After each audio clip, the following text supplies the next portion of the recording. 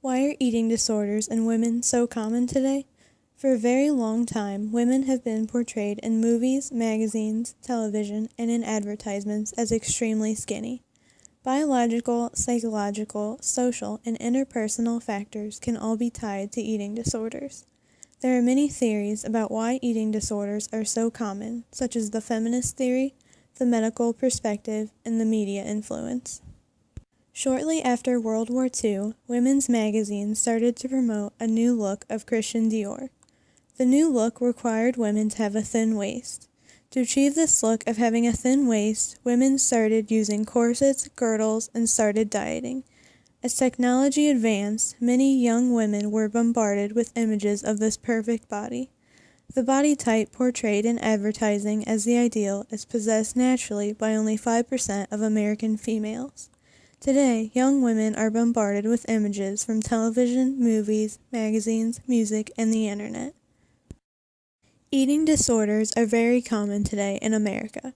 In the United States, about 20 million women and 10 million men suffer from eating disorders at some point in their lives. Scientists have been trying to understand the connection between biological influences on eating disorders. They have found that in some individuals with eating disorders, certain chemicals in the brain that control hunger, appetite, and digestion have been found to be unbalanced. There are also psychological factors that can contribute to eating disorders. Low self-esteem, feelings of inadequacy or lack of control in life, depression, anxiety, anger, stress, or loneliness have been linked to poor body image. Also, social influences have a huge effect on body image and eating disorders.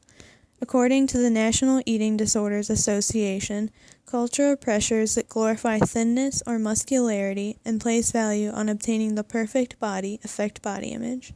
Also, narrow definitions of beauty that include only women and men of specific body weights and shapes, cultural norms that value people on the basis of physical appearance and not inner qualities and strengths, and stress related to racial, ethnic, size, weight-related, or other forms of discrimination and prejudice affect eating disorders.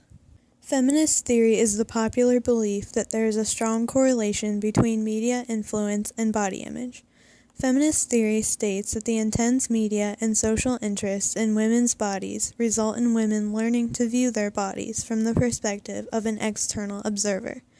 The medical perspective is that there are biological or psychological reasons for why women have eating disorders, and that they are not directly correlated to media. On the other hand, one of the most common beliefs about eating disorders is that they are caused by the media. Peterson, Grippo, and Tantliff Dunn wrote a study on the correlation between eating disorders and media influence.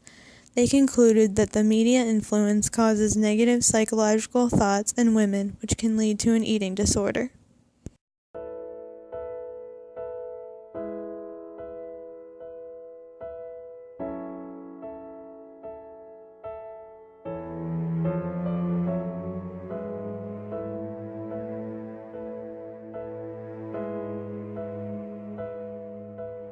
The evidence is overwhelming that there's a very powerful neurobiology that's creating eating disorders. Yes, culture, stress, family may all play some role, but it's actually a much more modest role than people have thought in the past. The data now is that there's a very powerful biology. If you don't have a certain biology, you're not going to develop an eating disorder. One of the clues that investigators are looking at is eating disorders invariably happen right around the age of puberty.